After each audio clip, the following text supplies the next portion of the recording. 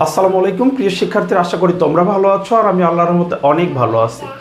আজকে আমি তোমাদের সাথে তোমাদের এসএসসি ফিজিক্সের যে দ্বিতীয় অধ্যায়টি রয়েছে মোশন অর্থাৎ গতি, এই অধ্যায়ের সবগুলো সূত্র নিয়ে আলোচনা করব। তোমরা যারা 2027 সালের পরীক্ষার্থী, 2028 সালের এসএসসি পরীক্ষার্থী, অর্থাৎ এই মুহূর্তে যারা ক্লাস 10-এ পড়ছো বা ক্লাস 9-এ উঠছো, তোমাদের জন্য আজকের এই ক্লাসটি খুবই গুরুত্বপূর্ণ।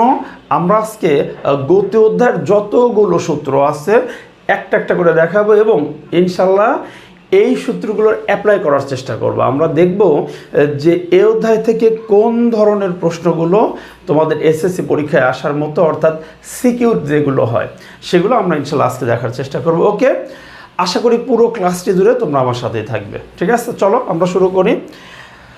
দেখো, এই গতি অধ্যায়ের আমরা এখান থেকে কি পড়ছিলাম যে সুষম ত্বরণে চলমান বস্তুর গতির সমীকরণ আছে হলো 4টি। আচ্ছা, এরপর আবার পড়লাম কি পরন্ত বস্তুর সমীকরণ, পরন্ত বস্তুর সমীকরণগুলো রয়েছে।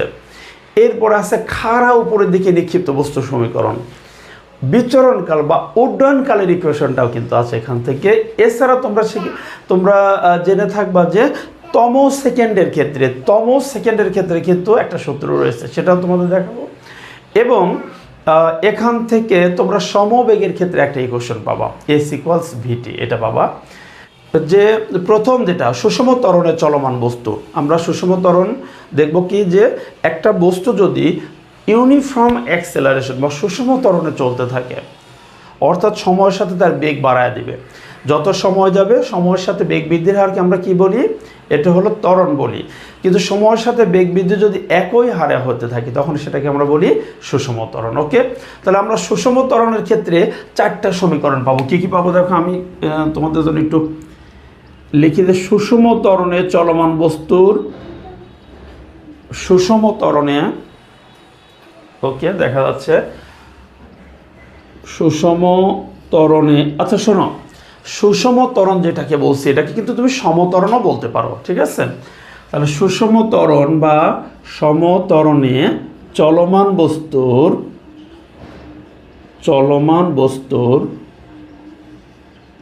গতির সমীকরণ। কয়টি সমীকরণ কথা বললাম? 4টি সমীকরণের কথা বললাম। হ্যাঁ, সুষম ত্বরণে চলমান বস্তুর, একটু মনে রাখবে কিন্তু আবারও বলছি, সুষম ত্বরণ বা সমত্বরণে চলমান বস্তুর গতির সমীকরণ 4টি।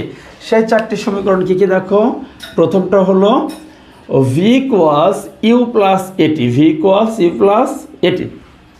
আচ্ছা, V = U + AT এটাকে তুমি অন্যভাবে লিখতে পারো। দেখো, তুমি যদি এইটাকে V = U + AT এটাকে যদি এভাবে তুমি লেখো যে ধরো আমি একটু তোমাকে ডিটেলস দেখিয়ে দিচ্ছি যে U + ATটাকে তুমি বাম পাশে নিয়ে আসলা, U + AT = V, বা এখান থেকে দেখো এটি সমান কি লেখা যায়, এই পাশে ডান পাশে V আছে, বাম পাশের U যদি ডান পাশে চলে যায় তাহলে কি হবে? মাইনাস হয়ে যাবে, যেহেতু ইউর আগে একটা প্লাস ছিল, ডান পাশে গেলে কি হয়ে যাবে? চিহ্নর পরিবর্তন, মাইনাস হয়ে যাবে। এখান থেকে তুমি লিখতে পারবা A = V - U/T। এই যে দেখো, তুমি কিন্তু এভাবে লিখতে পারো যে এ সমান, অর্থাৎ ত্বরণ দেখো বেগের পরিবর্তন ডিভাইডেড সময়, বেগের পরিবর্তনের হারে কিন্তু ত্বরণ, তাহলে কি লিখতে পারো? A = V - U/T। ওকে, তাহলে আমরা V = U + AT এই সমীকরণ এবং এটা কিন্তু একই সমীকরণ। হ্যাঁ, ঠিক আছে, যখন তোমাকে ত্বরণ বের করতে দিবে তুমি সরাসরি এই ইকুয়েশনটা ব্যবহার করতে পারো, A = V - U/T। ঠিক আছে, ওকে, তাহলে আমরা গতির প্রথম যে সমীকরণটা দেখলাম, কি দেখলাম? V = U + AT। আচ্ছা, সেকেন্ড ইকুয়েশন যেটা দেখো, S = U + V/2 × T। এটা হলো গতির দ্বিতীয় যে সমীকরণটা। ঠিক আছে, আচ্ছা, তৃতীয় যে সমীকরণটা আমরা লিখব সেটা হলো S = UT + ½ AT²। এই ইকুয়েশনগুলো মানে এটা তুমি আসলে ভিন্ন রূপে দেখতেছো। বিষয়টা কিন্তু এরকম যে এই সমীকরণ থেকে আমরা এই সমীকরণে চলে আসতে পারি, যে দ্বিতীয় থেকে তৃতীয়টা পেতে পারি, দ্বিতীয় থেকে চতুর্থ সমীকরণটা আমরা পেতে পারি। এই ক্লাসগুলো আমি ইনশাল্লাহ অন্যদের আলোচনা করব। দেখো, এই যে চারটা সমীকরণ, তুমি ইচ্ছা করলে দ্বিতীয় থেকে কিভাবে তৃতীয় পাওয়া যায়, তুমি এটা কিন্তু জাস্ট 3-4টা লাইন করলে তুমি দেখবা যে ও এই 2 এবং 3 দুটো সমীকরণ তো একই সমীকরণ, জাস্ট শুধু ভিন্ন রূপ মাত্র, ভিন্ন রূপে রয়েছে কিন্তু একই ইকুয়েশন। ঠিক আছে, আচ্ছা আমরা চতুর্থ যে সমীকরণটা দেখব সেটা হলো V square equals U square plus 2as। ঠিক আছে, ওকে, তাহলে আমরা গতির সমীকরণ দেখলাম কয়টি? ওকে, গতির সমীকরণ হলো 4টি। একটু মনে রাখবা, দেখো এমসিকিউর জন্য কিন্তু তোমাকে মনে রাখতে হবে। কি মনে রাখতে হবে? এরকম আসবে, গতির সমীকরণ কয়টি? গতির সমীকরণ কয়টি? 4টি। গতির সমীকরণ 4টি। আচ্ছা, এখান থেকে, এবং তুমি এটা সিরিয়ালি মনে রাখবে, এটা প্রথম সমীকরণ, দ্বিতীয়, তৃতীয়, চতুর্থ সমীকরণ।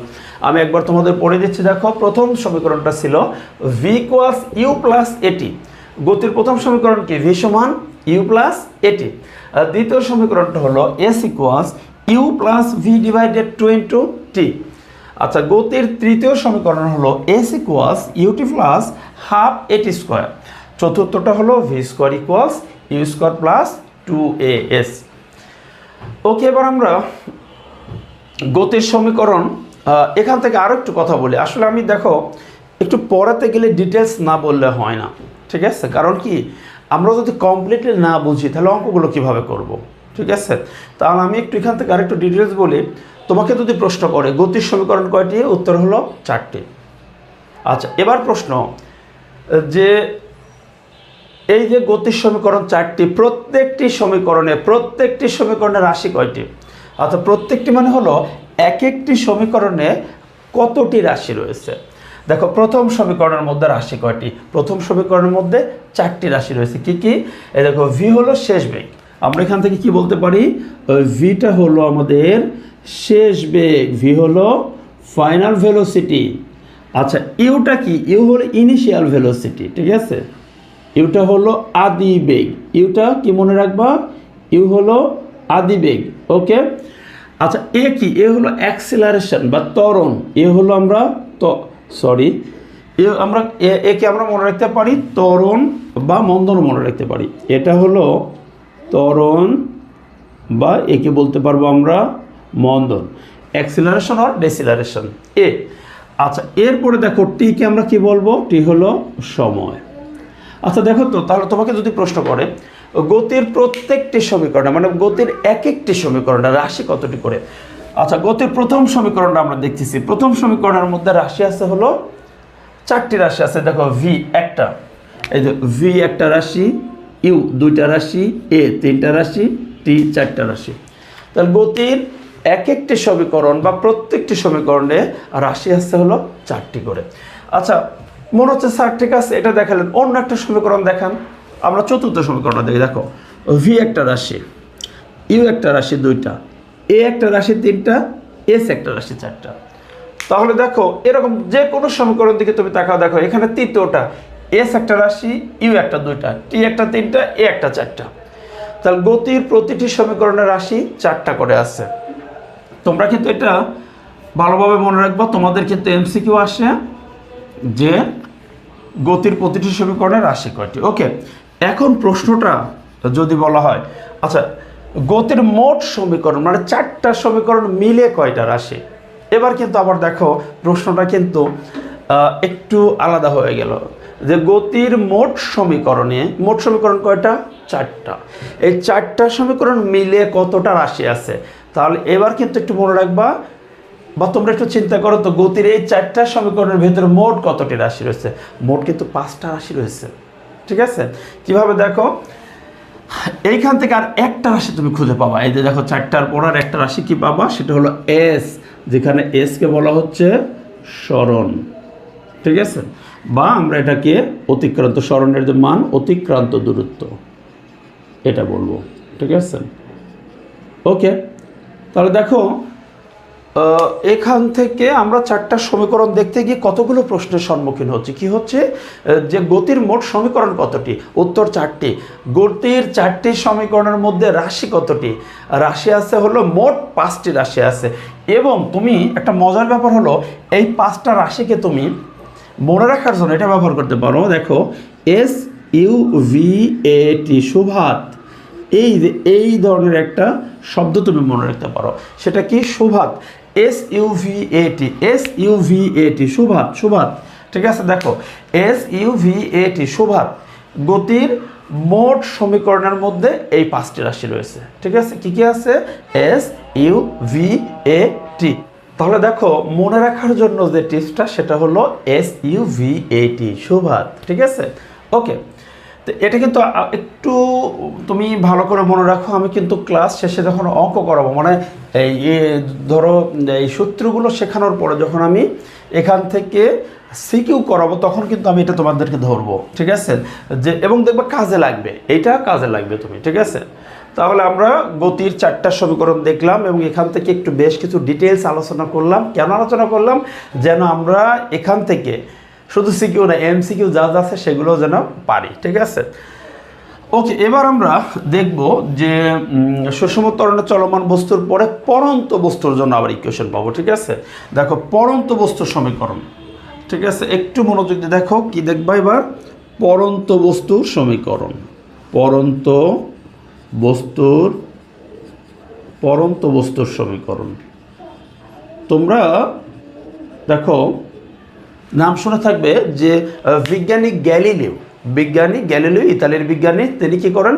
পরন্ত বস্তুর সমীকরণ, পরন্ত বস্তুর যে সূত্রগুলো তিনি আবিষ্কার করেন। তোমরা দেখবা তোমাদের মূল বইতে কিন্তু গ্যালিলিওর 3টা সূত্র দেওয়া আছে। ঠিক দেখো, আমরা সেই পরন্ত বস্তুর সূত্রগুলো আমরা কিভাবে পাচ্ছি, সেই সূত্রগুলো থেকে আমরা যে ইকুয়েশনগুলো পাবো সেটা কি? ঠিক এইগুলোর মতোই তোমরা একটু মনে রাখবা, খুবই সহজ। সেটা দেখো 1 নম্বরটা কি ছিল? 1 নম্বরটা ছিল এখানে V সমান U প্লাস AT। এই যে V সমান U প্লাস AT, এইখানেই তুমি যে কাজটা করে দেবা, দেখো যখন পরন্ত বস্তুর কথা বলতেছি, মানে উপর থেকে ছেড়ে দেব। ধরো তুমি একটা বিল্ডিংয়ের ছাদে উঠছো, সেখান থেকে একটা বস্তুকে ছেড়ে দেবা, তবে একটা কন্ডিশন, যেহেতু এখানে পরন্ত বস্তুর সমীকরণগুলো কিন্তু মুক্তভাবে পরন্ত বস্তুর সমীকরণ, অর্থাৎ যদি কোনো কিছুর বাধা না থাকে তখন যে পড়বে। আমরা তো আসলে বাস্তবে ফেলতে গেলে কি বাতাসের বাধা পাবো, যে ফেলতে যাচ্ছি বাতাসের বাধা পাবো, কিন্তু যদি বায়ুর বাধাও না থাকতো, যদি আমরা মুক্তভাবে, মানে যদি কোনো একটা পরন্ত বস্তু মুক্তভাবে অভিকর্ষের টানে নিচের দিকে পড়তে থাকে, সেই ক্ষেত্রে যে কাজটা করবা, এই সমীকরণগুলো যেখানে এ আছে, যেখানে এ দেওয়া আছে, এ হলো নর্মাল বা জেনারেল অ্যাক্সিলারেশন বা ত্বরণ, এর পরিবর্তে তখন কিন্তু কাজে লাগবে হলো আমাদের অভিকর্ষ ত্বরণ, অর্থাৎ স্মল জি, ছোট হাতের জি যেটা, সেটা। তাহলে আমরা এখান থেকে কি পাবো? দেখো 1 নম্বর যেটা আছে V equals U plus GT, একই সমীকরণ। এই দেখো সুষম ত্বরণ। আচ্ছা, এখানে একটা কথা বলি, পরন্ত বস্তু যে উপর থেকে ছেড়ে দিলে পড়ে, একটা পরন্ত বস্তু যখন মুক্তভাবে পড়ে তখন সেও কিন্তু সুষম ত্বরণে পড়ে। তাহলে পরন্ত বস্তুর ত্বরণটা কেমন? পরন্ত বস্তুর ত্বরণ হলো সুষম ত্বরণ, কারণ একটা পরন্ত বস্তু প্রতি সেকেন্ডে তার বেগ 9.8 মিটার পার সেকেন্ড হারে বাড়ায়। একটা পরন্ত বস্তু যখন পড়ে তখন তার প্রতি সেকেন্ডে বেগ বাড়ে হলো 9.8 মিটার পার সেকেন্ড। ঠিক আছে, ওকে। তাহলে দেখো যে এই যে প্রথম সমীকরণ V সমান U প্লাস AT, এটাকে আমরা দিলাম V সমান U প্লাস GT, জাস্ট এর জায়গায় শুধু জি দিবা। আচ্ছা, দ্বিতীয় যেটা আছে, দ্বিতীয়টা কি দিবা? দেখো তোমার এই সমীকরণগুলোর মধ্যে যেইখানে এ আছে, অর্থাৎ যে সমীকরণে এ আছে, এই সমীকরণগুলো জাস্ট এর পরিবর্তে জি দিবা, আর একটা হলো এ যেখানে আছে এস এর পরিবর্তে দিবা এইচ। কারণ যখন একটা বস্তু উপর থেকে পড়বে, সেটা তো নর্মালি দূরত্ব, সেই দূরত্বটাকে আমরা হাইট ধরতেছি, উচ্চতা, যে কত উচ্চতা থেকে পড়ছে। তাহলে এটা তুমি দ্বিতীয় যেটা, এই যে তৃতীয়টার ভেতরে দেখো, এখানে যেখানে আছে কি এ, সেখানে তুমি দেবা G. S equals UT plus half GT square. তাহলে এস না দিয়ে এখানে তুমি দেবা এইচ ইকুয়ালস। ঠিক আছে, এস সমান UT plus half of GT square. Okay, আমরা পরন্ত বস্তুর যে তৃতীয় যে সূত্রটা দেখবো, এই যে এটা এখানকার 4, এটাকে তুমি এই যে 3 নম্বরটা দিয়ে দিবা। V square equals U square plus 2GH। Okay, তাহলে দেখো এইগুলোকে আমরা বলতে পারি আমাদের পরন্ত বস্তুর সমীকরণ। আর প্রথম যেটা দেখলাম এটা হলো এটা হলো কি ছিল, সুষম ত্বরণে চলমান বস্তুর গতির সমীকরণ, ঠিক আছে। পরন্ত বস্তু কিন্তু সুষম ত্বরণে পড়ে, এজন্য দেখো সূত্রগুলোর মধ্যে যে সিমিলারিটিটা জাস্ট এর জায়গায় জি আর এস এর জায়গায় এইচ দিয়ে কনভার্ট করছি, ঠিক আছে। আমার মনে হয় তোমরা এটা বুঝতে পারছো। যেখানে জিটাকে কি বলা হয়, ছোট হাতের যেটা হলো অভিকর্ষ ত্বরণ, আর এইচটা হলো হাইট বা উচ্চতা। ওকে, এবার আমরা যেটা দেখব সেটা হলো নিক্ষিপ্ত বস্তু সমীকরণ, এবং এটা দেখব হলো খাড়া উপরের দিকে নিক্ষিপ্ত বস্তু। কারণ দেখো আমরা নিক্ষেপ কোনো বস্তুকে দুভাবে করতে পারি, একটা হলো রকেট যেভাবে উপরে ওঠে খাড়া উপরের দিকে নিক্ষেপ করতে পারি। আচ্ছা, ধরো আমার হাতে একটা বল আছে, টেনিস বল, এটাকে আমরা অনেক সময় কিন্তু ক্রিকেট খেলতে এই কাজটা করি, একেবারে খাড়া উপরের দিকে নিক্ষেপ করতেছি, নিক্ষেপ করে আবার একই পয়েন্টে থেকে সেটাকে ধরে ফেলতেছি, ঠিক আছে। এই যে বলটা দেখো উপরে ওঠে, আবার উপরে গিয়ে একটা সময় বেগ শূন্য হয়, তারপর নিচে নামে, সেটাকে আমরা ধরি। তো আমরা ওইটাকে বলছি নিক্ষিপ্ত বস্তু, যে উপরের দিকে নিক্ষেপ করতেছে, এবং সেটা হলো এই ভূপৃষ্ঠের সাথে কত লম্বভাবে নিক্ষেপ করতেছি, খাড়া উপরের দিকে। একটু কল্পনা করো রকেট যেভাবে উপরে প্রথমে ওঠে, ঠিক আছে। আর আরেকভাবে আমরা নিক্ষেপ করতে পারি, সেটা হলো কি, যে অনুভূমিকের সাথে তীর্যকভাবে নিক্ষেপ করতে পারি। এই যে এইভাবে আমরা যখন নিক্ষেপ করি, অর্থাৎ যখন একটা, ঠিক আছে, অর্থাৎ একটা গাছে যখন মানে ঢেল দেওয়া হচ্ছে, ঠিক আছে, তোমরা অনেকেই তো ধরো আম, বড়ই, এগুলো অনেকেই দেখা যাচ্ছে যে তোমরা ঢিল দিতে পারার চেষ্টা করো, ঠিক আছে।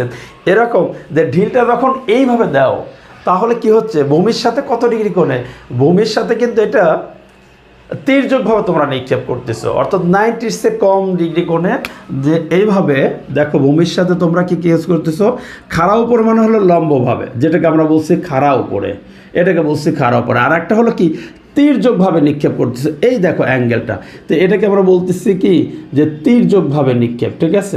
এইভাবে ঢিল দিচ্ছ, এবং দেখো এই যে ঢিল, এটার গতিপথ কিন্তু এরকম করে এইভাবে গিয়ে হয়তো ঢিলটা পড়ে যাচ্ছে।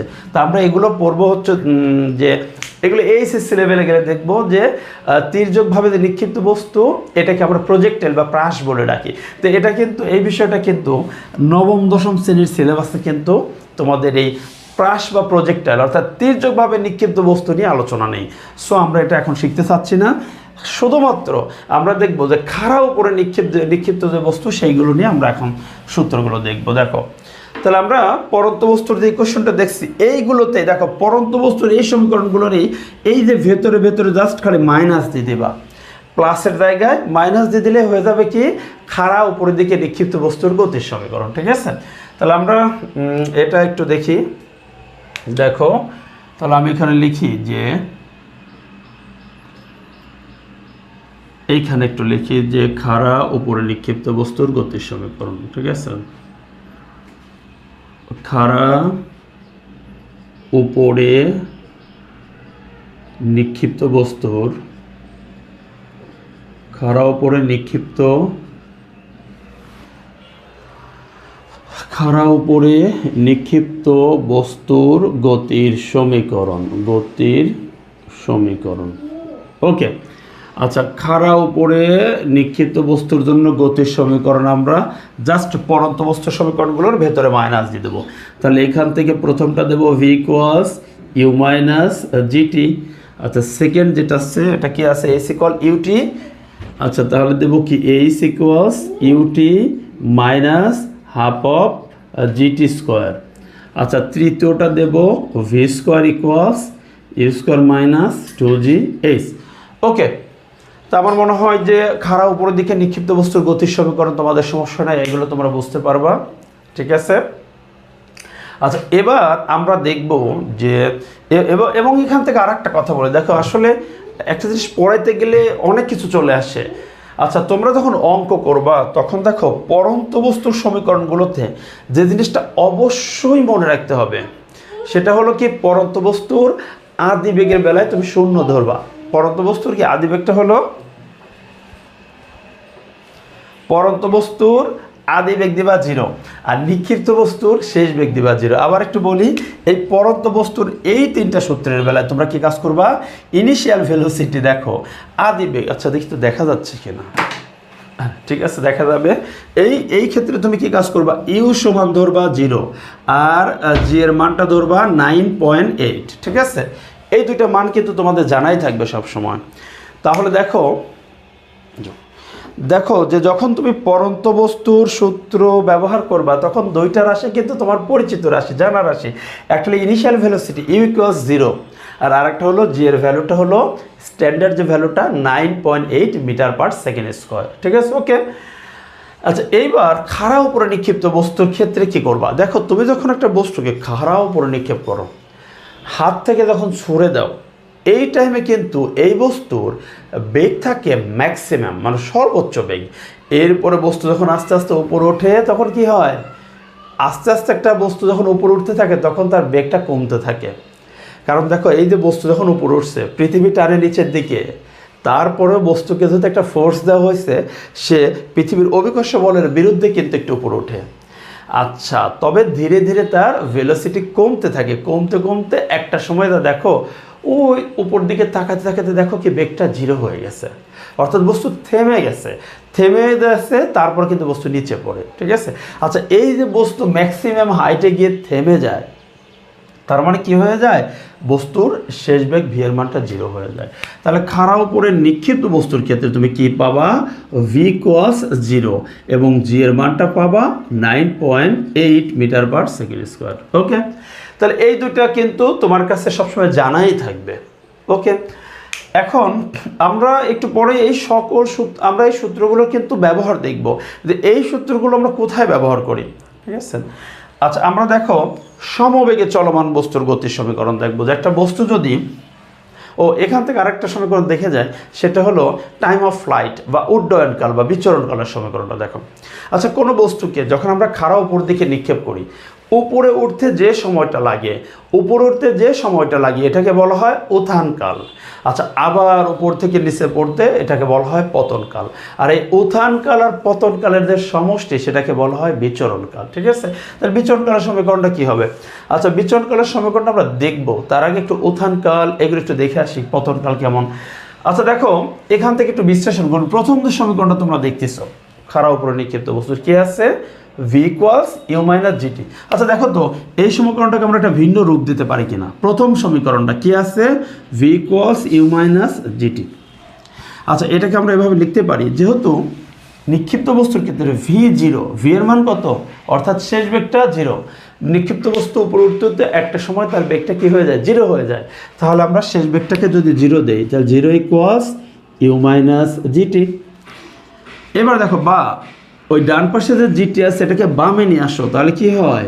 GT equals you.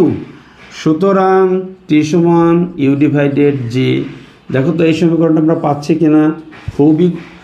খুবই গুরুত্বপূর্ণ একটা সমীকরণ, যেটা এমসিকিউর ক্ষেত্রে খুব কাজে লাগবে, কিন্তু এমসিকিউর ক্ষেত্রে খুব কাজ দিবে। ওকে, যখন আমরা দেখো এমসিকিউ করব, ঠিক আছে, তখন এটা আমাদের খুব কাজ দিবে, যে টি ইকুয়ালস ইউ ডিভাইডেড জি। আচ্ছা, যেখানে টিটা হলো সময় অর্থাৎ উত্থানকাল, ইউটা হলো ইনিশিয়াল ভেলোসিটি বা আদিবেগ, আর যেটা হলো অভিকর্ষ ত্বরণ। তো তোমাকে যদি দেখো নর্মালি একটা এমসিকে এভাবে বলে যে একটি বস্তুকে 20 মিটার পার সেকেন্ড বেগে খাড়া উপরে নিক্ষেপ করা হলো, কত বেগে? 20 মিটার পার সেকেন্ড বেগে। এই প্রশ্নটা করলো যে একটি বস্তুকে 20 মিটার পার সেকেন্ড বেগে খাড়া উপরে নিক্ষেপ করা হলো, বস্তুটি উপর উঠতে কত সময় লাগবে? বস্তুটির উপর উঠতে কত সময় লাগবে? টাইম কত? তখন তুমি দেখো এই যে এই বড় সূত্রটা না দিয়ে shortcut T equals U by G, অর্থাৎ এটা ইউজ করবা তুমি অনলি ফর এমসিকিউর জন্য ব্যবহার করবা। কি ব্যবহার করবা? টি ইকুয়ালস ইউ ডিভাইডেড জি। ওকে, তাহলে এখান থেকে তুমি ব্যবহার করো, দিয়ে দাও টি সমান ইউ মানে কত? 20 মিটার পার সেকেন্ড ডিভাইডেড জি কত? 9.8। অর্থাৎ যে কোনো সময় একটা কাজ করতে হবে, সেটা কি কাজ? যে কাজটা করতে হবে, আদিবেগকে যত বেগে নিক্ষেপ করা হবে, একটা বস্তুকে যে বেগে খাড়া নিক্ষেপ করা হবে, সেই নিক্ষেপণ বেগকে 9.8 দিয়ে ভাগ দিয়ে দিলেই কিন্তু তুমি উপরে ওঠার সময় পাবা। মনোযোগ দাও একটু, দেখো তুমি উত্থানকাল এভাবে পাবা। ঠিক আছে। তাহলে উত্থানকাল পাওয়ার যে ইকুয়েশনটা, ঠিক আছে, সেটা হলো কিভাবে?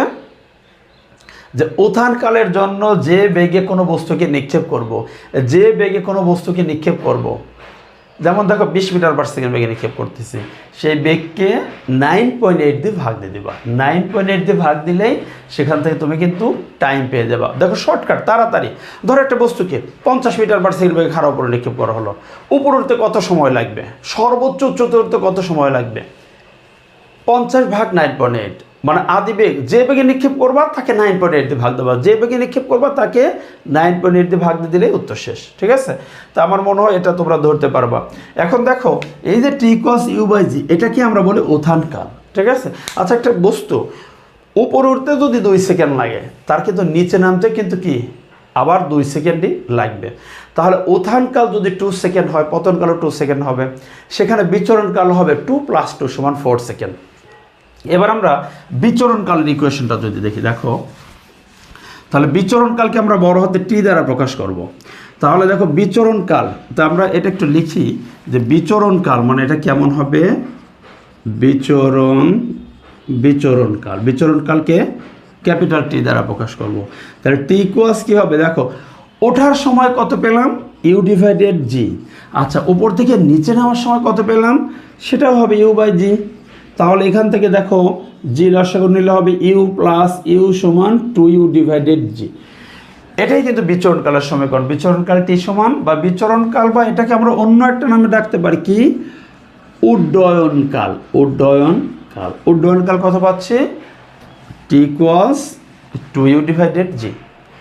ঠিক আছে, তাহলে কোনো বস্তুকে আমরা যে বেগে নিক্ষেপ করব, সেই কি কাজ করব, সেই বেগকে দেখো ডাবল করে জি দিয়ে একটা ভাগ দিয়ে দেবো। টি সমান মনে রাখবা, বিচরণকালকে আমরা বড় হাতের টি দ্বারা প্রকাশ করি, t = 2u/g, t = 2u/g।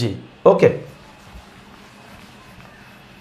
তাহলে আমরা এখন এখান থেকে লিখতে পারি যে বিচরণকালের সমীকরণ। ঠিক আছে, বিচরণকালের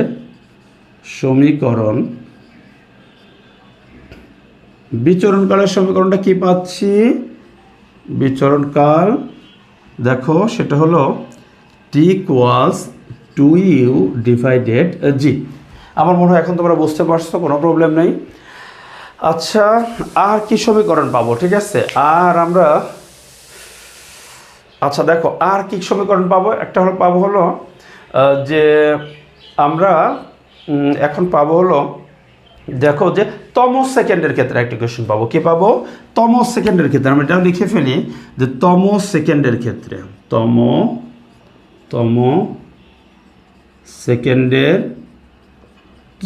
সেকেন্ডের ক্ষেত্রে।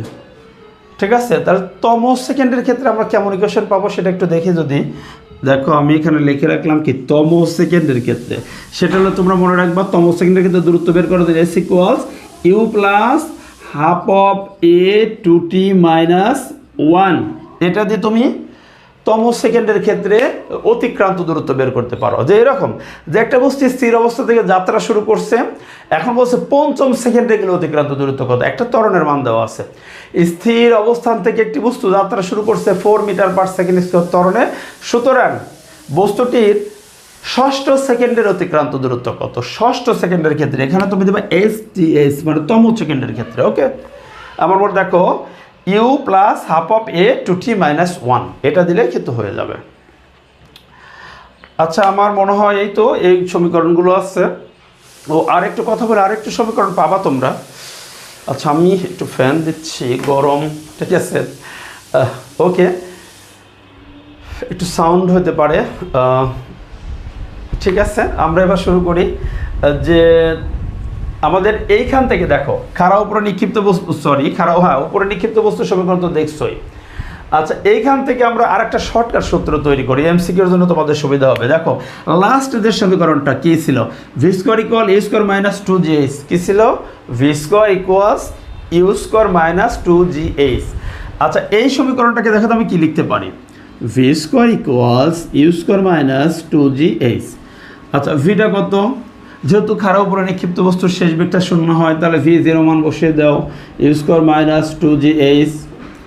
এবার একটা কাজ করো, 2gh কে এই পাশে নিয়ে আসো, তাহলে কি হয় 2gh = u², বা এখান থেকে h = u² / 2g।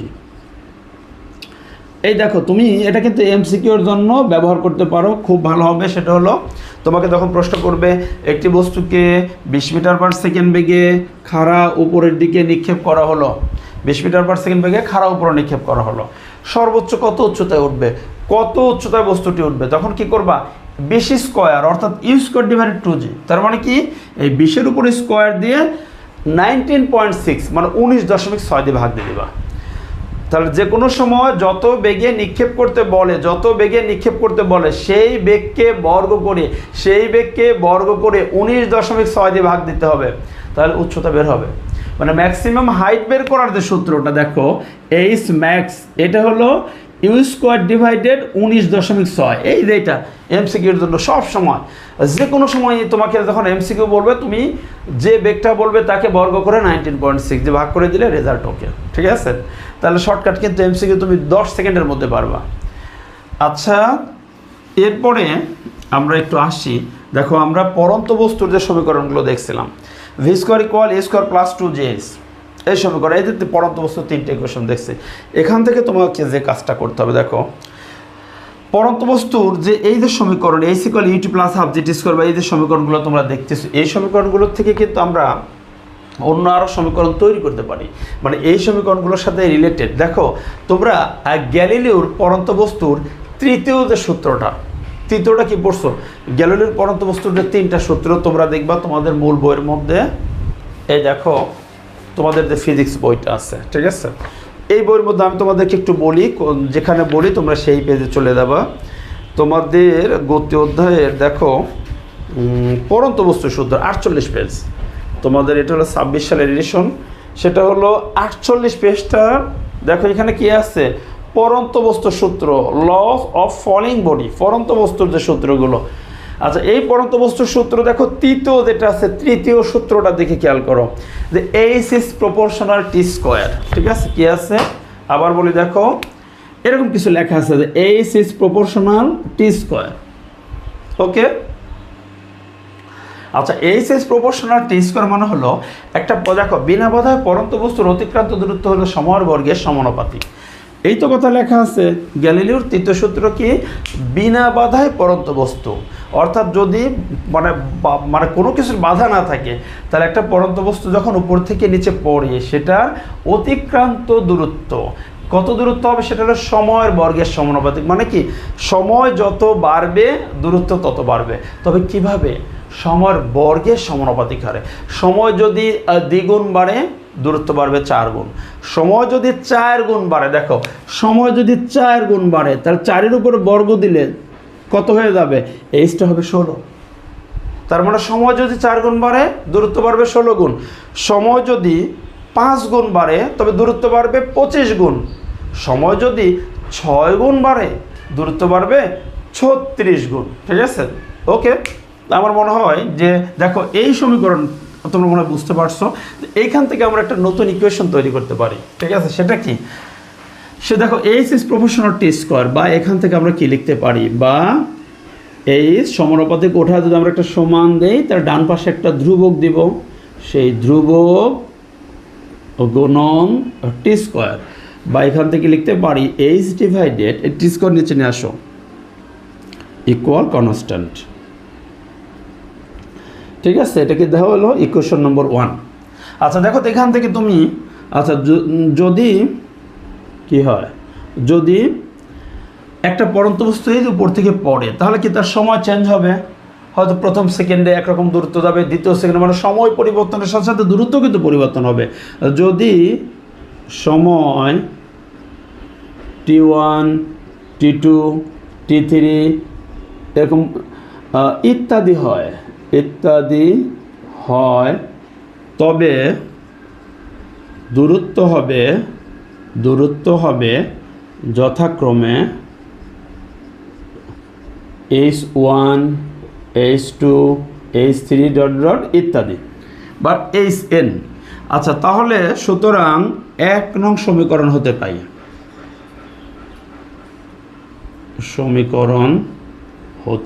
পাই, আচ্ছা তাহলে 1 নম্বর সমীকরণ হতে কি পাবো, দেখো এটা তো জেনারেলের সমীকরণ, এটাকে আমরা কি পাবো তাহলে, h1 divided T1 square equals h2 divided t2 square equal h3 divided t3 square equal dot dot equal hn divided tn square equal constant. আমরা এটা পাবো কিন্তু, ঠিক আছে? ওকে, দেখা যাচ্ছে। তা আমরা এই যে এইখান থেকে দেখো যে আমরা দুইটা রাশি নিয়ে, অর্থাৎ দেখো আমরা দুইটা পর্যন্ত টাইম নিয়ে, অর্থাৎ t1 t2 h1 h2, আমরা আরও একটা থিওরি পাচ্ছি। কি পাচ্ছি? h1 divided t1 square equal h2 divided t2 square. আসলে এই সূত্রটা কিন্তু এটা কিন্তু নতুন কিছু না, এটা হলো দেখো এই যে এইটারই একটা রূপ। কিন্তু এই যে পরন্ত বস্তুর যে সমীকরণটা দেখছো এটা কিন্তু একই কথা। অর্থাৎ দেখো এখানে এইচ এবং টি এর মধ্যে যে রিলেশন, আসলে বিষয়টা এরকম। আমরা এই সমীকরণটা কোথায় ব্যবহার করব? যখন তোমাকে বলবে উপর থেকে একটা বস্তু পড়ছে, এরকম যে একটি বস্তু প্রথম 3 সেকেন্ডে 18 মিটার নিচে নামে, তাহলে 6 সেকেন্ডে কত মিটার নিচে নামবে? তখন আমরা এই সূত্রটা ব্যবহার করব, ঠিক আছে? আচ্ছা, এবং এটার আমরা এছাড়া এই সূত্র তো ব্যবহার করবো, আরও শর্টকাটে আমরা কাজ করতে পারবো খুব, সেগুলো তোমরা আমার চ্যানেলে পেয়ে যাবা। আচ্ছা, ওকে, তাহলে আমরা মোটামুটি আমার মনে হয় এই অধ্যায়ের মধ্যে যত সূত্রগুলো ছিল তোমাদের দ্বিতীয় অধ্যায়ের ভেতরে, অর্থাৎ তোমাদের যে গতির অধ্যায়টা রয়েছে, এই অধ্যায়ের মধ্যে যত সূত্র আছে আমার মনে হয় সূত্রগুলো আলোচনা করা হলো, যে এই সূত্রগুলো তোমাদের এই অধ্যায়ের ভেতরে আছে। তোমরা যদি এইগুলো একটু চর্চা করতে থাকো, আমি তো প্রথম থেকে তোমাদের সাথে আলোচনা করছি এবং আমি কিন্তু ডিটেলস তোমাদের ব্যাখ্যা দেওয়ার চেষ্টা করছি যে কীভাবে কোন সূত্রটা কখন মানে প্রয়োগ করতে হবে বা কেমন হবে, এখান থেকে আরও কেমন ভিন্ন ভিন্ন ইকুয়েশন বানানো যায় সেটাও কিন্তু তোমরা দেখছো, ঠিক আছে? আচ্ছা, এবার চলো আমরা একটু সিকিউ করি, ঠিক আছে? চলো আমরা এবার একটু সূত্রগুলো যেহেতু পড়ে ফেললাম, এবার আমরা দু একটা অঙ্ক করি, মানে আমরা সৃজনশীল প্রশ্নগুলো দেখব যে কেমন প্রশ্ন হয় এবং এইগুলো আমরা কিভাবে সমাধান করতে পারি, ঠিক আছে? আচ্ছা, ধরো তোমার সামনে এরকম একটা প্রশ্ন আসছে, কেমন যে ধরো একটা দেখো সিকিউ, এখান থেকে যেমন সিকিউগুলো আসতে পারে, একটু মনোযোগ দিয়ে দেখবা কিন্তু ক্রিয়েটিভ কোশ্চেন, মানে সৃজনশীল যে প্রশ্নগুলো হয় কেমন হবে। ধরো একটা শখ দেওয়া আছে, এখান থেকে দেখবা তোমরা স্পেসিফিক 4-5 টাইপের এমসিকিউ মানে সৃজনশীলগুলো কিন্তু এসে থাকে। কেমন? এরকম এসে থাকে, শখ দেওয়া থাকে, উদ্দীপক একটা শখ দেওয়া থাকে। মেজরিটি তোমরা দেখবা এই ধরনের প্রশ্ন খুবই আসে, যে উদ্দীপকে একটা শখ দেওয়া আছে, কার? বেগ বনাম সময়ের শখ, অথবা ত্বরণের সাথে সময়ের শখ, ঠিক আছে? অথবা সরণের সাথে সময়ের শখ, এরকম শখগুলো দেওয়া থাকে। সেই শখ দিয়ে তোমাকে বলে যে হয়তো এত সেকেন্ডের দূরত্ব কত, এই শখ থেকে একটা লেখচিত্র অঙ্কন করো, সেটা অঙ্কন করে গাড়িটির গতিবেগ বিশ্লেষণ করো, এই টাইপের প্রশ্নগুলো কিন্তু হয়ে থাকে, ঠিক আছে? আচ্ছা, আবার দেখো তোমরা এখান থেকে কেমন প্রশ্ন পাবা? উদ্দীপকেই একটা লেখচিত্র থাকে, উদ্দীপকে একটা লেখচিত্র দেওয়া থাকে, ঠিক আছে? আর এরপরে সেখান থেকে গ ঘ প্রশ্নগুলো করতেছে বিভিন্নভাবে। আচ্ছা, এরপরে প্রাণী সংক্রান্ত কিছু প্রশ্নগুলো থাকে, যেমন কেমন যে একটি বাঘ একটি হরিণকে, ঠিক আছে, যে এত মিটার পেছন থেকে সে তাড়া করলো, এরপরে বাঘটি হরিণটিকে ধরতে পারবে কিনা, ঠিক আছে, কখন ধরতে পারবে, এই টাইপের প্রশ্নগুলো। যে বাঘ হরিণকে তাড়া করছে, বিড়াল ইঁদুরকে তাড়া করছে, বা একটা মাইক্রোবাস একটা ট্রেন, তারা কতবার মুখোমুখি হবে, কতবার তাদের মধ্যে দেখা হওয়া সম্ভব, এই ধরনের প্রশ্নগুলো তোমরা সৃজনশীলে দেখবা। আর এরকম পরন্ত বস্তু নিয়ে কিছু সৃজনশীল হয় এবং ফাইনালি নিক্ষিপ্ত বস্তু নিয়ে সৃজনশীল হয়। তা আমরা আজকে দেখো যেটা দেখবো সেটা হলো, ধরো একটা শখ দেওয়া আছে এরকম, একটু মনোযোগ দিয়ে দেখো। আচ্ছা, দেখি দেখা যাচ্ছে কি না। হ্যাঁ, দেখা যাচ্ছে, তো একটু বাঁকা হয়েছে, ঠিক আছে? আমি তোমাদের দেখানোর চেষ্টা করছি যে ধরো একটা শখ দেওয়া আছে, কেমন যে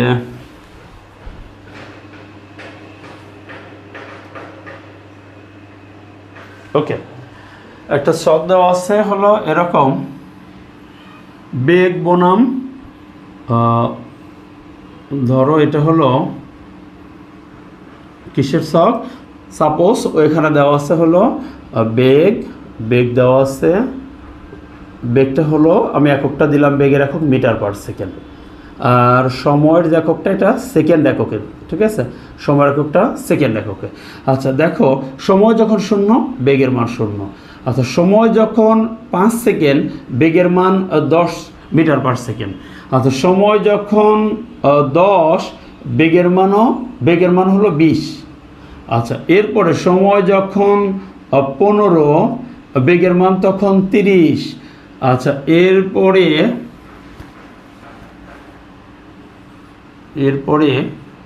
একটু করে আমি বাড়াচ্ছি, দেখো সময় যখন 20, বেগের মান তখনও 30। আচ্ছা, অর্থাৎ বেগের মান বাড়লো না, দেখো সময় বেড়ে গেল কিন্তু বেগ বাড়লো না। আচ্ছা, সময়ের সাথে যদি বেগটা না বাড়ে তাকে কি বলে জানো? সমবেগ, ইউনিফর্ম ভেলোসিটি। আচ্ছা, সময় যখন 25, তখন বেগের মান হলো তবুও 30। আচ্ছা, সময় যখন 30, তবুও বেগের মান 30ই রইল। এবার সময় যখন 35, এবার বেগের মান হয়ে গেছে 40। ঠিক আছে? আচ্ছা, এবার দেখো সময় যখন 40, বেগের মান তখন 50। আচ্ছা, লাস্ট হলো সময় যখন 45, তখন বেগের মান আবারও 40 হয়ে গেল, কমে গেল বেগ, অর্থাৎ ডিসিলারেশন বা মন্দন হইল। আমার মনে হয় তোমরা সবটা বুঝতে পারছো যে আচ্ছা, আমি তারপর একটু ডিটেলস কথা বলি তোমাদের সাথে। এরকম দেখো সিকিউ উদ্দীপকে এটা দেওয়া আছে যে নিচের সারণীটি লক্ষ্য করো বা নিচের ছকটি লক্ষ্য করো এবং প্রশ্নগুলোর উত্তর দাও। নিচের ছকটি লক্ষ্য করো এবং প্রশ্নগুলোর উত্তর দাও। এখন তোমাকে এইখান থেকে গ নম্বর প্রশ্ন করলো কি যে প্রথম কত সেকেন্ডের, ধরো 20 সেকেন্ডের ধরলো, প্রথম 20 সেকেন্ডের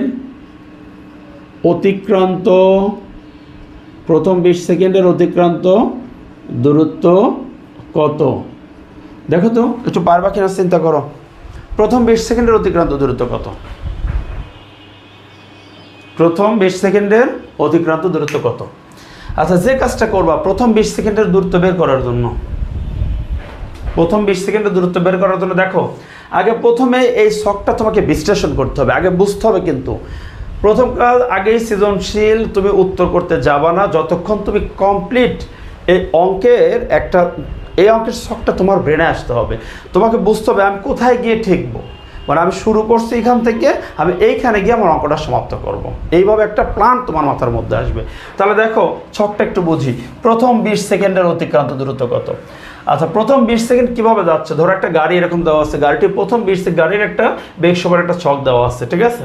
তো এইখানে প্রথম 20 সেকেন্ড, দেখো তো প্রথম 20 সেকেন্ড পর্যন্ত গাড়ি কি একভাবে গেছে নাকি দুইভাবে গেল? প্রথম 20 সেকেন্ড পর্যন্ত। আচ্ছা, তুমি দেখো সময় যখন 0, বেগের মান 0, অর্থাৎ স্থির অবস্থান থেকে গাড়ি যাত্রা করলো। ওকে, এটা বুঝলাম। সময় যখন 5 সেকেন্ড, মানে 5 সেকেন্ড সময় চলে গেল, সময় শুরু করার পরে 5 সেকেন্ড পরে গাড়ির চেহারাটা তুমি ইমাজিন করো, কল্পনা করো যে একটা বাস স্ট্যান্ডে অথবা একটা সিএনজি স্ট্যান্ডে তুমি এই গাড়িগুলো একটু কল্পনা করো। হ্যাঁ, প্রথমে গেলা, তুমি দেখলা কি যে সময় 0, গাড়ির বেগও 0। হ্যাঁ, গাড়িটা স্থির গাড়ি। ওকে, 5 সেকেন্ড পরে, সময় 5 সেকেন্ড, গাড়িটার তখন বেগ কত? 10। 5 সেকেন্ড পরে গাড়িটার বেগ হয়ে গেছে 10। তার মানে গাড়িটা এখন রান করতেছে, চলছে। তার মানে গাড়িটা দেখো 5 সেকেন্ডে, অর্থাৎ সময় 5 সেকেন্ড বেড়ে গেল। দেখো তো সময় 0 থেকে 5 হইলো, তার মানে কি 5 সেকেন্ড বাড়লো, 5 সেকেন্ড বাড়লো। তাহলে সময় 0 থেকে 5 হওয়া মানে সময় বাড়ছে 5 সেকেন্ড। আর বেগ দেখো 0 থেকে 10, বেগ বাড়লো কত? 10। আচ্ছা, সময় আবার 5 থেকে 10 হয়ে গেল, সময় আরও 5 সেকেন্ড বাড়লো, বেগ আবার 10 থেকে 20 হয়ে গেল, বেগও আবার 10 বাড়লো। আচ্ছা, সময় যখন 10 থেকে 15 হইলো, সময় আরও 5 বেড়ে গেল, আর বেগ আবার 10 থেকে 20 হয়ে গেল। তার মানে তখন বেগও আবার 10 বেড়ে গেল। তার মানে দেখো প্রতি 5 সেকেন্ড পর পর 0 থেকে 5 হয়েছে 5 সেকেন্ড, 5 থেকে 10 হয়েছে 5 সেকেন্ড, 10 থেকে 15 হয়েছে 5 সেকেন্ড। তাহলে প্রতি 5 সেকেন্ড বা 5 সেকেন্ড পর পর বেগের মান দেখো 10 করে করে বাড়ে। বেগের মান কত বাড়ে? 10 করে বাড়ে। বেগ ছিল 0 হয়ে গেছে 10, তাহলে বৃদ্ধি পেল 10, 10 থেকে 20 বৃদ্ধি পেল 10, 20 থেকে 30 বৃদ্ধি পেল 10, সময় 0 থেকে 5 বৃদ্ধি পেল 5, 5 থেকে 10 বৃদ্ধি পেল 5, 10 থেকে 15 বৃদ্ধি পেল 5। অর্থাৎ আমরা বলতে পারি প্রতি সময় বাড়ে। সময় কিভাবে বাড়ে? 5 সেকেন্ড করে সময় বাড়তেছে, আর বেগ বাড়তেছে 10 10 10 এভাবে। আচ্ছা, কোনো বস্তুর বেগ যদি একই হারে বাড়তে থাকে, এই যে 10 10 10 একই হারে, সময় বৃদ্ধির সাথে সাথে কোনো বস্তুর বেগ যদি একই হারে বাড়ে তবে সেটাকে বলে সুষম ত্বরণ বা সমত্বরণ। সুতরাং এই দেখো, সময় যেহেতু 5 করে বাড়ে, সুতরাং বেগ যেহেতু 10 করে বাড়ে, তবে এটাকে আমরা কি বলবো? ইউনিফর্ম অ্যাক্সেলারেশন বা সুষম ত্বরণ। ওকে, তাহলে গাড়িটি দেখো প্রথম 15 সেকেন্ড, এই যে প্রথম 15 সেকেন্ড দাগ দিয়ে দিলাম, এই 15 সেকেন্ড হলো সুষম ত্বরণ। প্রথম 15 সেকেন্ড সুষম ত্বরণ, কারণ প্রথম 15 সেকেন্ড শুধু এই যে বেগ বেড়ে গেছে, 10 10 10 করে বেগ বেড়ে গেছে। তাহলে বেগ যেহেতু বাড়ছে প্রথম 15 সেকেন্ড, সুতরাং এই প্রথম 15 সেকেন্ড গাড়িটি সুষম ত্বরণ। একভাবে গাড়ি যাচ্ছে। আবার দেখো 15 সেকেন্ড চলার পরের যে 5 সেকেন্ড, অর্থাৎ 16 17 18 19 20, 15 পরের থেকে 5 সেকেন্ড সময় ঠিকই 5 সেকেন্ড বাড়লো, কিন্তু বেগ 30 থেকে 30ই রয়ে গেল। বেগটা বাড়লো না, বেগটা 0 হয়ে গেছে। সরি, বেগ 0 হয় নাই, বেগের বৃদ্ধিটা 0 হয়ে গেছে, পরে বেগ বাড়ে নাই, অর্থাৎ একই বেগে যাচ্ছে, তার মানে কি সমবেগ। তাহলে 15 থেকে 20, 15 পরের থেকে 20 সেকেন্ড, এই 5 সেকেন্ড গাড়ি কিভাবে চলে? বেগ 30 থেকে 30ই হয়, অর্থাৎ সমবেগে গাড়ি চলে। তাহলে আমরা তো লিখতেই পারি, দেখো গ নম্বর বলছে প্রথম 20 সেকেন্ডের দূরত্ব কত। তাহলে প্রথম 20 সেকেন্ডের মধ্যে গাড়িটি প্রথম 15 সেকেন্ড চলে সুষম ত্বরণে এবং পরবর্তী 5 সেকেন্ড চলে সমবেগে। তাহলে তোমাকে কি কাজ করতে হবে? প্রথম 15 সেকেন্ডের দূরত্ব বের করতে হবে, এরপরের 5 সেকেন্ডের দূরত্ব আবার আলাদা সূত্র দিয়ে বের করতে হবে, এরপর দুটোকে যোগ দিয়ে দিতে হবে। ঠিক আছে? তাহলে আমরা অঙ্কটা কিভাবে করতে পারি? আচ্ছা, আর ঘ নম্বরটা কি দেব? ঘ নম্বর হলো যে বেগ সময় লেখচিত্র অঙ্কন করো। বেগ সময় লেখচিত্র অঙ্কন, বেগ সময় লেখচিত্র অঙ্কন করে গাড়িটির গতিবেগ বিশ্লেষণ করো। গাড়িটির গতিবেগ বিশ্লেষণ করো, বিশ্লেষণ করো। ওকে, ঠিক দেখো। আচ্ছা, বেগ সময় লেখচিত্র অঙ্কন করে গাড়িটির গতিবেগ বিশ্লেষণ করো। তাহলে প্রথম 20 সেকেন্ডের অতিক্রান্ত দূরত্ব কত? তাহলে আমরা কি লিখবো? যে গ নম্বর প্রশ্নের উত্তর, গ নম্বর প্রশ্নের উত্তর। তোমাদের গ নম্বরে কিন্তু 3 মার্ক থাকবে। ঠিক আছে? যে গাড়িটির প্রথম 20 সেকেন্ডের দূরত্ব কত? আমরা কিন্তু শিখে ফেলছি যে গাড়িটি প্রথম 20 সেকেন্ডের মধ্যে প্রথম 15 সেকেন্ড, এই কথাটা আমরা লিখবো এখানে, যে গাড়িটি প্রথম 20 সেকেন্ড এর মধ্যে গাড়িটি প্রথম 20 সেকেন্ডের মধ্যে প্রথম 15 সেকেন্ড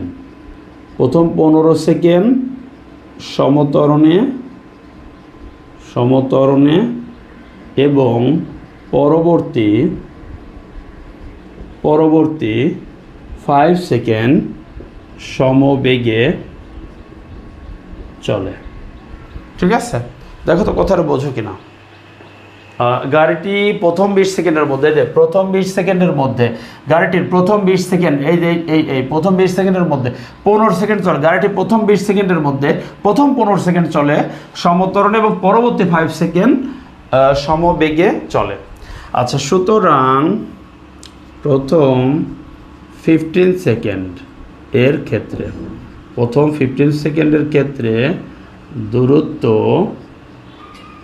S1 হলে, প্রথম 15 সেকেন্ড অর্থাৎ প্রথম 15 সেকেন্ডের জন্য আমরা দূরত্বকে ধরে নিলাম S1, আর পরবর্তী 5 সেকেন্ডের জন্য আমরা দূরত্ব ধরি S2, এরপর দুটো বের করে যোগ করে দিলে হবে। তাহলে প্রথম 15 সেকেন্ডের ক্ষেত্রে দূরত্ব S1 হলে, দেখো আমাদের কি দেওয়া আছে একটু দেই। এখানে কি দেওয়া আছে? আদিবেগ, দেখো ইউ এর ভ্যালু 0, আর 15 সেকেন্ড পরে দেখো সময়টা কত? সময় টি এর মান হলো 15 সেকেন্ড, আর 15 সেকেন্ড পরে শেষ বেগ কত? দেখো তো সময় যখন 15, শেষ বেগের মান কত? 30, তাহলে শেষ বেগ হলো 30 মিটার পার সেকেন্ড। তাহলে বের করতে হবে কি? এই যে প্রথম 15 সেকেন্ডের ক্ষেত্রে যে দূরত্বটা সেটা। ওকে, আমরা জানি বা আমরা পাই, কি পাচ্ছি? যে S equals U plus V divided 2 into T. প্রথম 15 সেকেন্ডের জন্য তুমি এই সূত্র দিয়ে দিলা। দেখো ইউ কত? 0, ভি কত জানো? ভি এর মান হলো 15, সরি ভি এর মান হলো 30, আর টি হলো 15। রেজাল্ট কি আসবে? ও এখানে সরি এখানে 2 আর ইন্টু টি এর মান কত, টি এর মান হলো 15। দেখো তাহলে এখান থেকে রেজাল্ট কি আসে, 30 ডিভাইডেড 2, 30 ডিভাইড তাহলে 15 গুণন 15, 15 15 225। প্রথম 15 সেকেন্ডের ক্ষেত্রে দূরত্ব হলো 225 মিটার। আচ্ছা নেক্সট আমরা 5 সেকেন্ডের ক্ষেত্রে দেখি। আবার পরবর্তী 5 সেকেন্ড এর ক্ষেত্রে দূরত্ব S2 হলে, পরবর্তী 5 সেকেন্ডের ক্ষেত্রে S2 হলে আমরা কি পাচ্ছি দেখো, যে এখানে সমবেগটা কত, ভি এর মান দেখো এই যে 15 পরের থেকে 20 পর্যন্ত কত বেগে গেছে 30, তাহলে এখানে সমবেগ ভিটা কত 30 মিটার পার সেকেন্ড, আর সময় কত সেকেন্ড ধরে গেছে 5 সেকেন্ড, তাহলে সময়টি হলো 5 সেকেন্ড। আচ্ছা তাহলে আমরা পাই সমবেগের একটা ইকুয়েশন আছে, তোমরা জানো সবাই কি ইকুয়েশন, যে এস ইকুয়ালস ভিটি, অর্থাৎ ভি সমান এস বাই টি, সরণের হারকে বেগ বলে, সেখান থেকে এস ইকুয়াল ভিটি লেখা যায়। তাহলে এখানে মান বসিয়ে দাও, ভি এর মান কত 30 আর টি কত জানো 5 সেকেন্ড, 150 মিটার। আচ্ছা সুতরাং মোট দূরত্ব কত দেখো, এই 15 সেকেন্ডের জন্য 225, 15 জন্য 225 আর 5 সেকেন্ডের জন্য পাইছি 150। সুতরাং মোট অতিক্রান্ত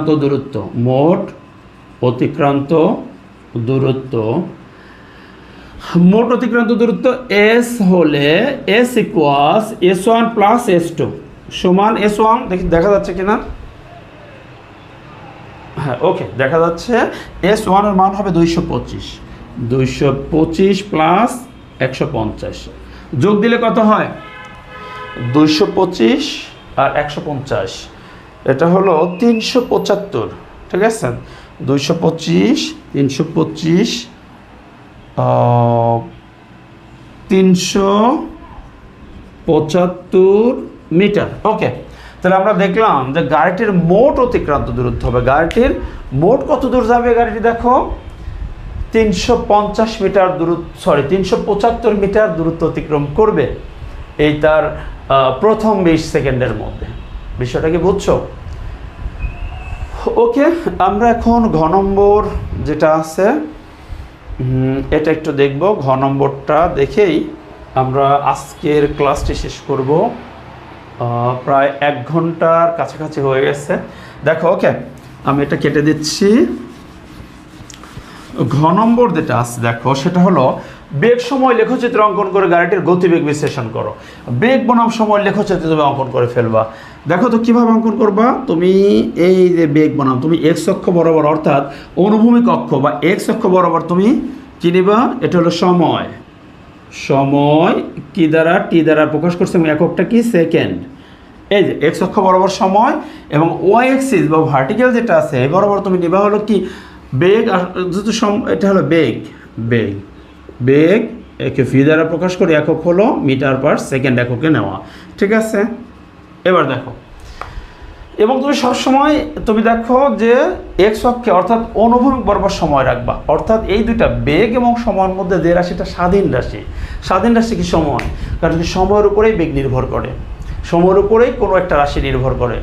তাহলে যেটা স্বাধীন সেটা হলো এক্স অক্ষে থাকবে, অর্থাৎ তুমি সময়টা নেবে এক্স অক্ষে এবং অল টাইম যে কোনো লেখচিত্র যে কোনো গ্রাফ আকারে সময়টা তুমি এক্স অক্ষে রাখবা, অনুভূমিক বরাবর যেটা সেটা, আর উল্লম্ব বরাবর বাকিটা রাখবা। ওকে দেখো এবার আমরা শুরু করছি। বেগ সময় লেখচিত্র কি হচ্ছে, সময় যখন 0 তখন বেগের মান 0, অর্থাৎ এই যে অরিজিন পয়েন্ট বা মূল বিন্দু, দেখো এইখানে সময় 0 বেগের মানও 0। আচ্ছা এই বরাবর আমি একটা কাজ করি, সময় কত দূর পর্যন্ত 45 সেকেন্ড পর্যন্ত নিতে হবে, তাহলে আমি একটা কাজ করি, দেখো ধরে এটা সময় হলো এখানে 0, তাহলে এখানে সময় 5 সেকেন্ড, এরপরে 10 সেকেন্ড, 15, 20, দেখো 5, এই যে 10, 15, 20, এরপরে 25, 30, এরপরে 35, 40, এরপরে 45, আমি 50 পর্যন্ত নিলাম। আচ্ছা তাহলে এক্স অক্ষ বরাবর আমি কি নিলাম, সময় নিলাম হলো 50 পর্যন্ত, ঠিক আছে। আর ওয়াই অক্ষ বরাবর যদি একটু দেখো বেগ সময় লেখচিত্র অঙ্কন করো, আমি এটা কেটে দিচ্ছি, তোমরা তো মানে রাশিটা দেখছো, এই বেগ আর সময় লেখচিত্র অঙ্কন করতে হবে এবং গতিবেগ বিশ্লেষণ করতে হবে। আচ্ছা, আমার সুবিধার্থে আমি কেটে দিলাম, যেহেতু জায়গা কম, তাহলে গ্রাফটা আরও সুন্দর আসবে, ভালো বোঝা যাবে। দেখো এখন আমরা কি কাজ করছি, যে সময় শূন্য। আচ্ছা, বেগটা আমরা কত দূর নেব? বেগ দেখো ম্যাক্সিমাম বেগ কিন্তু 50 পর্যন্ত আছে। তাহলে বেগ আমরা ও অক্ষ বরাবর প্রতি, দেখো গ্রাফ পেপার যদি তোমরা নিয়ে কাজ করো, প্রতি 2 ঘরকে যদি 1 একক করে ধরো, তাহলে এখানে আমরা নিচ্ছি হলো ধরো 10, ঠিক আছে। এরপরে 20, 30, 40, 50, ওকে। এবার তোমরা দেখো সময় যখন শূন্য, বেগের মান তখন শূন্য, অর্থাৎ এই মূল বিন্দুতেই থাকবে। আচ্ছা, এরপরে দেখো সময় যখন 5, বেগ কত? 10। তাহলে সময় তুমি 5-এর কাছে যাবা, আর বেগে উঠবা কয় পর্যন্ত? 10। এই যে বেগ তুমি 10-এর কাছে আসবা, এই একটা পয়েন্ট তুমি পাবা, ঠিক আছে। সময় 5, বেগ 10। আচ্ছা, সময় যখন দেখো 10, তার সময় 10-এর কাছে চলে যাও, 10। বেগ কত? 20। তাহলে বেগ, এই দেখো সময় 10-এর কাছে গেলা, এই জায়গা হলো 10, 10-এর কাছে গিয়ে বেগ হলো 20, অর্থাৎ সময় 10-এর কাছে গিয়ে 20 খুঁজবা কোথায় আছে, এই যে দেখো বেগ 20, অর্থাৎ এইখানে একটা বিন্দু পাচ্ছ। আচ্ছা, সময় যখন 15, বেগের মান কত? 30। সময় যখন 15, তখন তুমি বেগ কোথায় উঠবা? 30-এ উঠবা, 30 পর্যন্ত। এই দেখো বেগ 30, এই যে বেগটা 30, তাহলে এইখানে একটা বিন্দু নিবা। আচ্ছা, সময় যখন 20, বেগের মান আবারও 30। সময় যখন 20, বেগের মান আবারও 30, তার 20-এ গিয়ে এই যে 30, কারণ এই বরাবরই তো 30। সময় যখন 25, তখন বেগের মান 30, অর্থাৎ এই 30 সোজা তুমি আসবা, এখানে একটা বিন্দু নিলা। সময় যখন 30, বেগের মানও 30। সময় যখন 30, বেগের মানও 30, অর্থাৎ এইখানেই থাকলে তুমি 30 বরাবর আসো। আচ্ছা, সময় যখন 35, এবার কিন্তু বেগের মান বৃদ্ধি পেয়ে 40 হয়ে গেছে। আচ্ছা, সময় যখন 35, তখন তুমি 35 সোজা গিয়ে বেগ এই যে 40, তাহলে তুমি কত দূর আসবা? এই যে 40, এই বিন্দুতে আসবা, ওকে। সময় যখন 40, বেগের মান কিন্তু এবার ম্যাক্সিমাম 50 হয়ে গেছে কিন্তু, ঠিক আছে। তাহলে তুমি উঠবা কত দূর? 50 পর্যন্ত, এই যে, তাহলে বিন্দুটা হবে এইখানে। সময় যখন 45, তখন বেগের মান কিন্তু 40, আবার বেগ কমে গেল, অর্থাৎ মন্দন হয়ে গেল। সময় 45, বেগ কিন্তু এই দেখো এই যে 40, এই সোজা এইখানেই কিন্তু শেষ, ঠিক আছে। এখন তুমি একটা কাজ করো, যোগ করে দাও, এই সবগুলো বিন্দু যোগ করে দাও, যোগ করে দাও, দেখো তো কেমন শেপটা আসে। দেখো ফাইনাল যে শেপটা, আমি এটাকে আরো বোল্ড করি, এই দেখো ফাইনাল যে শেপটা আসলো, সেটা কিন্তু এইরকম আসলো, ঠিক আছে। তাহলে এখান থেকে তুমি কি বুঝতেছো, যে গাড়িটি, দেখো তো যে গাড়িটি কিভাবে যাচ্ছে, তোমরা এখানে ধরো দিলা এটা ও বিন্দু, এটা এ, এটা বি বিন্দু, এটা সি বিন্দু, এটা ডি বিন্দু। আচ্ছা, লেখচিত্র দেখো বেগ বনাম সময় গাড়িটির লেখচিত্র থেকে দেখা যায় যে গাড়িটির প্রথম 15 সেকেন্ড, অর্থাৎ ওই অংশ, গাড়িটির প্রথম 15 সেকেন্ড, অর্থাৎ ওই অংশ সুষম ত্বরণে চলে। এরপরে 15-র পরের থেকে 30 সেকেন্ড পর্যন্ত, অর্থাৎ পরবর্তী 15 সেকেন্ড, যা লেখচিত্রের এবি অংশ দ্বারা দেখানো হয়েছে, এই অংশটা গাড়িটি সমবেগে চলে। এরপরে 30 সেকেন্ডের পরের থেকে 40 সেকেন্ড, অর্থাৎ আরও 10 সেকেন্ড, যা লেখচিত্রের বিশ অংশ দ্বারা দেখানো হয়েছে, এই 10 সেকেন্ড পুনরায় আবার সুষম ত্বরণে চলে। এবং সর্বশেষ 5 সেকেন্ড, অর্থাৎ 40-এর পর থেকে 45 পর্যন্ত, এই সময়টা গাড়িটার বেগ কমে যায়, অর্থাৎ মন্দন হয়। তাহলে এখান থেকে কি পাচ্ছ? প্রথম 15, অর্থাৎ ওই অংশটা হলো সুষম ত্বরণ, এবি অংশ হলো সমবেগ, বিসি অংশ আবার সুষম ত্বরণ, সিডি হলো সমমন্দন। তো এই কথাগুলো তুমি লিখে দিতে পারলেই ওকে হয়ে যাবে কিন্তু। তা আজকে আর আমি ক্লাসটা দীর্ঘায়িত করব না, এরকম আমরা আরও সৃজনশীল করব। আজ এখানে সমাপ্ত করছি। তোমাদের যদি কোনো স্পেশালি কোনো ক্লাসের চাওয়া পাওয়া থাকে, কোনো সৃজনশীল যদি মনে হয় যে স্যার এটা দেখা দেন, এটা দেখা দেন, আমি দেখা দেন, আমাকে কমেন্টসে জানাও, ইনশাল্লাহ চেষ্টা করব। আজকে এখানে সমাপ্ত করছি। তোমরা এগুলো কিন্তু চর্চা করবা, তোমাদের দায়িত্ব দিলাম। এই টাইপের যে সৃজনশীলগুলো আছে সেগুলো দেখতে থাকো, না পারলে আমাকে কমেন্টসে জানাও, ইনশাল্লাহ আমি তোমাদেরকে সলিউশন দেব। ওকে, আল্লাহ তোমাদের মঙ্গল করুক, তোমাদের শুভকামনায়। আসসালামু আলাইকুম ওয়া রাহমাতুল্লাহি ওয়া বারাকাতুহু।